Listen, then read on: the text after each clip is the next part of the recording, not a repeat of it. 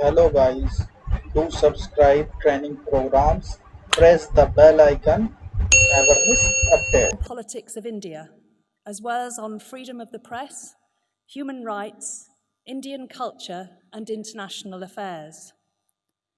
Dr. Tharoor is currently serving as a Member of Parliament in India, a role he has held since 2009. Previously, he was Minister of State in the Government of India for External Affairs and for Human Resource Development. Dr. Tharoor also has an outstanding record of service internationally through his work for the United Nations between 1978 and 2007, where he rose to the rank of Under-Secretary General for Communication and Public Information. An acclaimed writer, he has authored 16 best-selling works of fiction and non-fiction since 1981, all of which are centred on India and its history, culture, politics, society, and foreign policy. He's also the author of hundreds of columns and articles in publications such as the New York Times, the Washington Post, Time magazine, Newsweek, and the Times of India.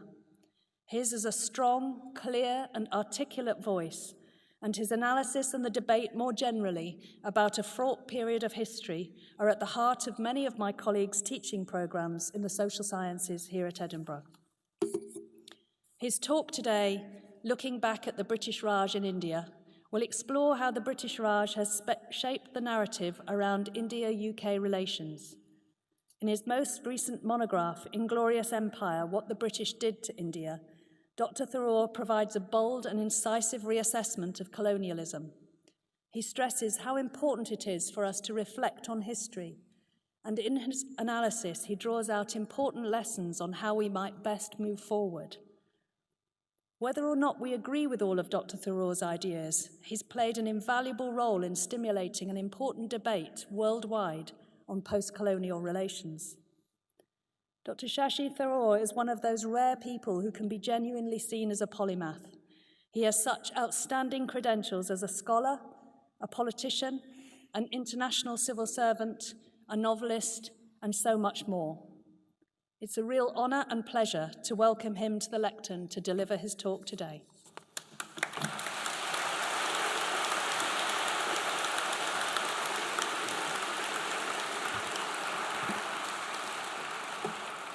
Thank you so much, Professor Meal and Principal O'Shea, distinguished members of the faculty, students, friends. I hope that covers everybody. Very good to be with you and in this magnificent hall that I haven't stopped admiring since I stepped into it a few minutes ago. It really is a wonderful setting to be able to speak about issues that go back as old as this building, I fear. But I do want to acknowledge, as Principal O'Shea has just mentioned, the extraordinary connection of this university to India, the work of one of your early principals, one of his distinguished predecessors, William Robertson, in the late 18th century in writing one of the very first books about Indian commerce. The fact that the oldest Indian Students' Association in the UK is yours, and that goes back 140 years. This is a remarkable legacy, and it's wonderful to be here and in a small way to participate in that legacy. Looking back on the British Raj in India at this time, which is of course the 70th anniversary of India's independence, is really about looking back at a tumultuous period of history on which of course there are various opinions. I have done so in my still relatively new book, Inglorious Empire, What the British Did to India. And it's a book which emerges unusually enough from a speech. I hadn't really planned to write this book. I did do a PhD very many years ago, the hard way, not the Shah Rukh Khan way, if I might say so. But no, he's somebody I know and like a great deal, and don't get me wrong, I think it's a pleasure that he was here. a couple of years before me, but just to say that I did the PhD the hard way, but then I went into the United Nations and have really not kept up with the academic rigor that would be required of somebody writing a work of serious history. But I was invited by the Oxford Union to participate in a debate on a topic the students set, which was Britain owes reparations to her former colonies. And though I was never particularly keen on the idea of reparations, for the simple reason that I think the damage done by colonialism was so immense that it is essentially unquantifiable. How do you put a value on the literally millions of lives lost, for example, just the 35 million Indians who died totally unnecessary deaths in British-created famines? And then you say, well, all right, so any sum of reparations that is payable would not be credible, and any sum that is credible would not be payable, so why bother with the reparations route at all? But I agreed to speak nonetheless because I felt it might be a good opportunity to lay out some of the basics about British colonialism in India that were in danger of being forgotten and eclipsed with a lot of the revisionist popular history that had reached the bestseller charts in the last decade and a half or so. So I spoke, and on the question of reparations, I said, well, look, since this is about reparations, a symbolic £1 a year for the next 200 years would do it, because what I'm really interested in is atonement, not money. But when I made this speech, it seemed to have an impact on the audience because we won the debate rather handily. So many members of the audience went into the yes lobby that the post-debate reception had to be delayed for half an hour while they were counting the results. It was very gratifying. But I forgot about it, and then 3 or 4 weeks later, the Oxford Union posted the debate, or the individual speeches in the debate, on YouTube, and my speech went viral. We suddenly had an enormous frenzy with some 3 million people downloading it in the first 24 hours alone. And amid all the hubbub, the Speaker of the Indian Parliament had some kind words to say. The Prime Minister of India, no less, said, and this is somebody who, after all, I am a member of the opposition in Parliament, he said this is an example of somebody saying the right thing at the right place, which, as you can imagine, set some of the pigeons in British Chancelleries fluttering because he was 2 months away from his maiden visit to London. But anyway, there was all this excitement. My publisher rang me up and said, look, you've got to turn this into a book. And I said, why bother? Surely everyone knows this already. And he said, no, they don't know this already, because if they did, your speech wouldn't have gone viral. And that seemed to be irrefutable logic, and so I decided to write this book. And this book, therefore, emerged from that speech, but it's somewhat perhaps more thoughtfully considered, more structured, and certainly bears the imprint of considerably more research than a speech largely delivered off the cuff could have done. Now, what is the central argument to make about the British Raj?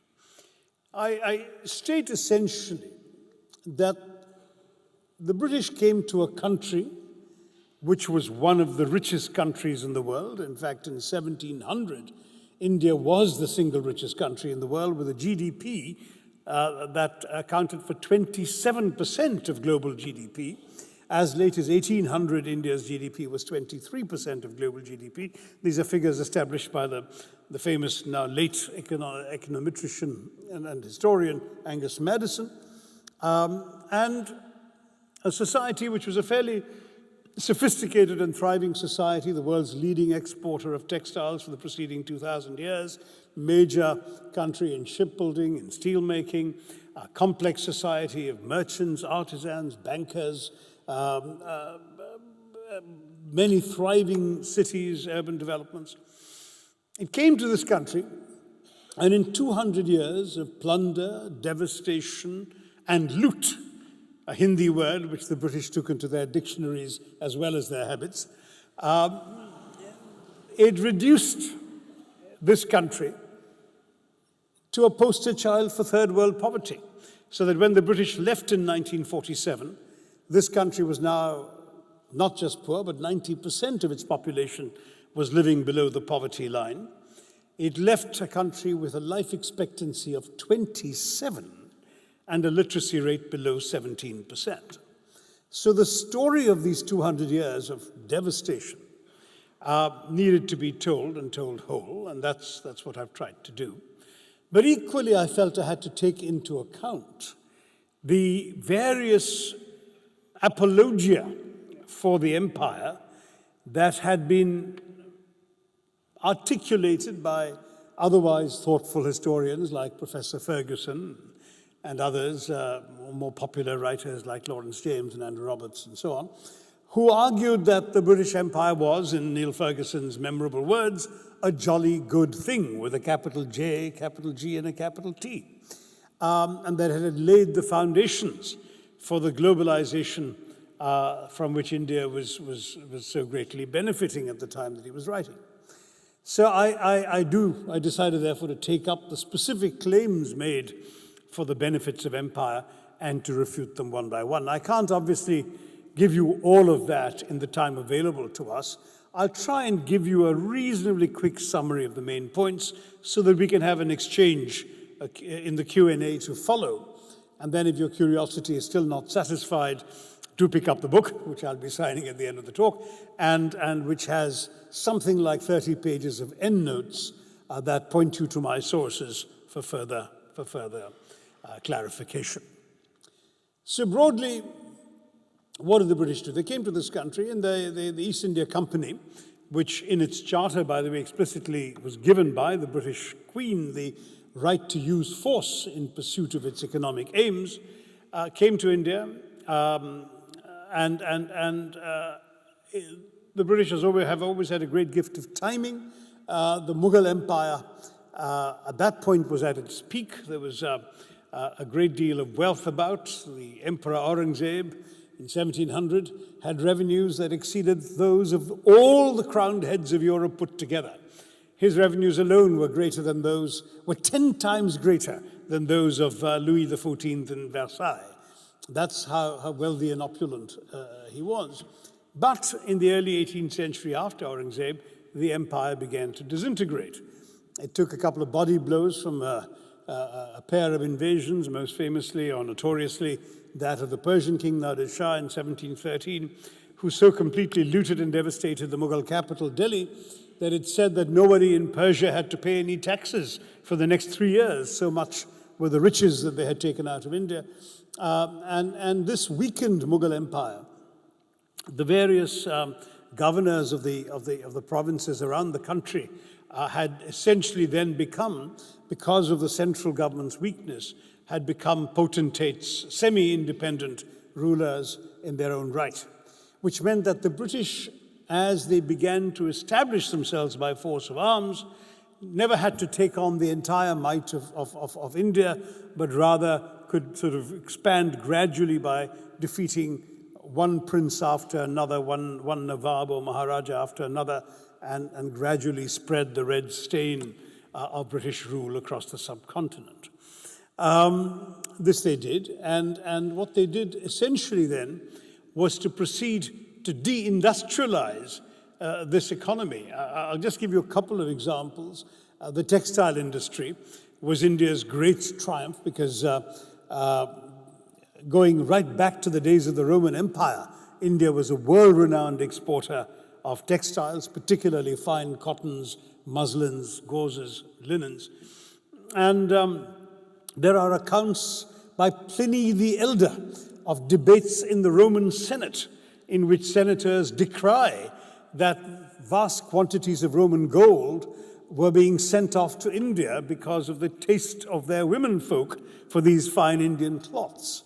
Not only that in the Roman Empire, but I found accounts in British writings, English writings of the 17th and 18th centuries, of English shopkeepers trying to pass off shoddily made European cloth as made in India, because made in India was what had the cachet of being highly desirable, high quality cloth, sought after by the aristocracy of Europe as well as, of course, of England. There were the Dhaka gauzes, for example, said to be as light as woven air, so fine that you could pull an entire sari through a ring. And these wonderful textiles essentially could not be competed against, so the British proceeded to destroy them, smash the looms, drive the weavers out of employment. In one notorious incident, I'm careful to say one, according to oral law, there were hundreds of such incidents, but they've not all been documented, as British historians like to point out. But there is one that was documented by a contemporary Dutch observer. In one notorious incident, the British chopped off the thumbs of the weavers, so that even if the looms were rebuilt, they couldn't weave again. And the textile industry was essentially destroyed. We had the first major urban centers in the world to reduce in population, Murshidabad and Dhaka. The statistics show how these places lost people as the textile industry collapsed and the weavers were driven out of these cities into a countryside that couldn't support them.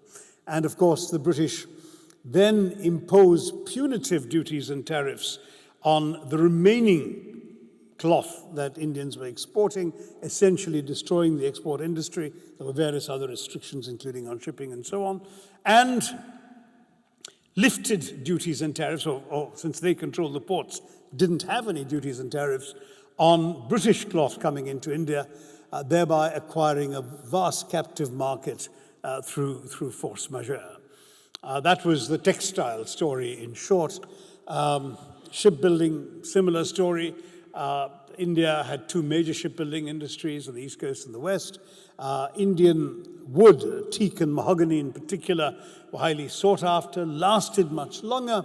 An average Indian ship lasted about 25 to 26 years of sailing on the high seas, whereas the average European ship made of fir or pine never lasted more than 6 or 7 years.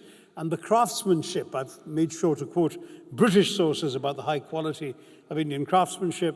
So the British then initially, when they came, said, well, this is wonderful, why don't we make our own ships here? And they started making ships in India, but that suddenly meant large numbers of shipwrights and fitters and carpenters being thrown out of work in the London dockyards.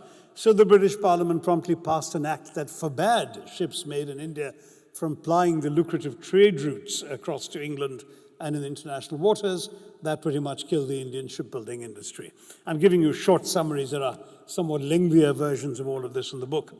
Or the steel industry. India had invented an extraordinary steel-making technology called ukku steel. The Europeans can pronounce that, so they called it Wootz steel, W-O-O-T-Z. You could look it up, but it wasn't an East European word as it sounds from the spelling. It was a mangling of an Indian name. The technology was so highly sought after, the Arabs came and learned it to make what was known as Damascus steel. And when the English soldiers first killed Indians in their early battles, they made sure to dismount and steal the Indian swords because the quality of the steel was so much superior to anything they could actually get in Europe. Well, that industry was destroyed again, and with various restrictions on what could be made. Indians were simply not allowed to make steel under either the old technology or the new techniques that came into being in the mid-19th century. And I do tell briefly the story of how in the late 19th century, when the Indian industrialist Jamshedji Tata tried to manufacture steel through setting up a modern steel factory, he ran into such implacable British opposition to doing so that he spent about 20 years running around trying to get the various permissions required, was being denied throughout at every stage. Finally, he did succeed in getting the permission, but by that time he was so old that the first steel ingots were produced under the stewardship of his son. But anyway, at that time, a senior imperial official, the then chairman of the railway board, sneered that he would personally eat every ounce of steel that an Indian was capable of producing. I only regret the gentleman didn't live long enough to see the descendants of Sir Jamshedji Tata buy the remnants of British steel when they bought Chorus a few years ago. Might have given him a bad case of indigestion. But I mention these not to belabor the point, but just to say that India was systematically deindustrialized, since, of course, the counter-argument that is often made is look, it's not our fault. Your textiles were all handloom, your steel was an old-fashioned technology, your shipbuilding was all wood. You just missed the bus for the Industrial Revolution. Well, I'm sorry, we missed the bus because you threw us under its wheels. The fact is that when you are the world leaders in the prevailing technology of the time, you are able to do well enough to buy whatever new technology is invented thereafter. And there is no question that India would have been able, as other countries did, to buy into the Industrial Revolution had it been free and allowed to do so. That's on the deindustrialization argument. But what else? You had rapacious taxation, so rapacious that contemporary accounts, and in all fairness, the historical record has been meticulously maintained by the British. You've got House of Commons testimony in repeated hearings in the late 18th century all the way up to the mid-19th century, in which you can read detailed accounts of how the East India Company's officials behaved. And by the way, don't buy the myth that this was just a corporation ruling India and not Britain. It was very much, shall we say, a mask for the British government. First of all, from 1774 onwards, the East India Company operated under a board of supervision of the Houses of Parliament. Secondly, some 28% of the shareholders of the East India Company were MPs.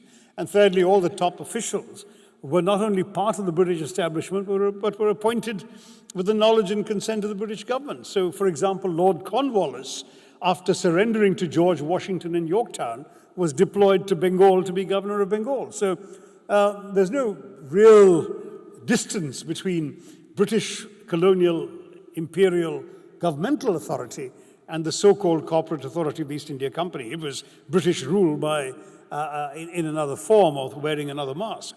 So anyway, you can read the accounts of their taxation policies, for example. Not only was their taxation more onerous than that of the most rapacious of those that preceded them, so onerous, in fact, that there are innumerable accounts from British sources of Indian peasants fleeing the lands controlled by the British into the still remaining Indian-ruled states, where they'd lead a more decent life. But what was worse was that the taxation was exacted pitilessly with ruthless means of enforcement, including torture, as well as with absolutely no exceptions made, because, of course, the British did everything by the book. So whereas Indian rulers could be pretty nasty too and levy taxes on people, if there was a drought, for example, or if there was a death in the peasant's family or a wedding in the peasant's family, what would happen is that the taxes would be reduced or waived or delayed or postponed.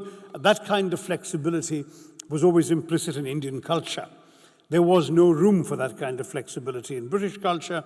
Everything had to be literally by the book. You will pay 85% of your crop as tax or whatever, and indeed the rates were often as high as that. And if you didn't, some of the tortures and exactions were so severe that when an account of what was done to people who couldn't pay the tax was read out in the House of Commons. In one famous incident, the playwright Sheridan's wife, Sheridan was a member of the House of Commons, swooned in the gallery on hearing how horrible her countrymen were in India and had to be carried out bodily, and this was reported in the papers at the time. So you're looking at some pretty awful behavior, but taxation was just one aspect of it. Look, for example, at famines. Now, India had droughts before, but people had rallied around to save those who were starving or help prevent them from starving or give them charity if they were starving. A long tradition of helping those who needed food. And this is why, for example, for 2,000 recorded years of Indian history before the British came, you have, not 3,000, I beg your pardon, you have accounts of monks, whether Buddhist, Jain, or Hindu monks, going from door to door with a begging bowl, asking for food and routinely being fed. This was the normal custom in the culture. But what happened in this particular instance was that when the British came, they operated, whether in India or indeed in Ireland, on 4 sets of principles. The first was, do not give charity, because charity encourages idleness. So there was simply no question of helping people just like that. You all remember Charles Dickens's workhouses for the poor. You had to work for your money, there was no charity given. Second principle was the free market must prevail. So if you're buying grain to fill the bread baskets of London from places where there is a drought and there isn't enough grain to go around, and by your buying the grain, you're driving up the price of the scarce grain there is beyond the capacity of those who need it, who are starving, to buy it, well, tough. That's the law of the market. You buy the grain and take it off to London. Third principle was the Malthusian one. That is, as Malthus said, that if the land cannot sustain the population that's trying to live off it, then people must die. That's how the natural population balance will be reasserted. Let them die. And the fourth principle was Victorian fiscal prudence. That is, do not spend money you haven't budgeted for and never budget for a famine. So the result was an appalling situation when in these 200 years of British rule, you have recorded evidence for at least 35 million people dying systematically as a result of British policy. And it bookends the entire British Raj. In the first famous famine of the British Raj, the Bengal famine of the 1770s, 1/3 of the entire population of the province of 6 million people died. In the last major famine of the British Raj, which was the 1943-44 Great Bengal Famine, 4.3 million people died entirely because of decisions taken by a certain Winston Churchill. Now, when you look at this and you look at the record in between, it is, as you can imagine, pretty dismaying. What's striking is, I'm sure the English people in this audience are saying, but how could we let that happen? Well, initially, these principles applied. In fact, these principles applied, as I said, across the board. So in Ireland, during the potato blight of the 1840s, this is precisely what occurred. The Irish died because these same four principles were applied to them, except that many Irish were able to hop onto boats and sail off to New York, and Indians didn't have that option. They just had to stay in India and die. That was essentially the alternative. In the second half of the 19th century, the Enlightenment had progressed sufficiently that British people had a public opinion, had a conscience, had a free press. There were articles about this, and people were appalled to read accounts, dispatches from India, even if they came weeks afterwards, of people dying. Lord Salisbury, the Secretary of State for India, later famous Prime Minister, talked about having sleepless nights because of the 2 million people who died on his watch in the Orissa famine of 1866, because he had agreed that these four principles should be applied and aid should not be given. Indeed, not just that aid should not be given, but I have recorded in my book one instance of some poor, kind-hearted gentleman, a Mr. Macmillan, perhaps a good Scot, who tried to help a person starving to death, and was sternly warned by the British authorities on pain of deportation that he must stop offering charity because it was against British policy. So this is as late as the 1860s, but this had begun to create a bit of a backlash in British public opinion. So in the 1870s, they decided, all right, we still won't give charity, but we'll set up work camps so that Indians can work for food instead of starving to death. And when they did that, as Professor Mike Davies has recorded in his marvelously and painful book, Late Victorian Holocausts, the rations given to the inhabitants of the occupants of these work camps, people who had to work and toil in order to keep body and soul together, the rations given was less than half of what Hitler's Nazis gave the inmates of the Buchenwald concentration camp before sending them off to the gas chambers. So that was British colonialism at its peak. And what about the Great Bengal Famine? I should tell the story, if for no other reason than that it will shock some of you. The Great Bengal Famine occurred because, indeed, there was a drought in Bengal and supplies of grain were not available. People started starving. But Churchill had ordered that food should be procured from Bengal and shipped off to Europe, not just to aid the war effort, in fact, not to aid the war effort immediately, but to increase reserve stocks in Europe in the event of a future possible invasion of Greece and Yugoslavia. So grain was sent off from Bengal, prices became unaffordable, people started dying. The British official, this is the 1940s after all, wrote to the Prime Minister, Mr. Churchill, saying, your decisions are causing people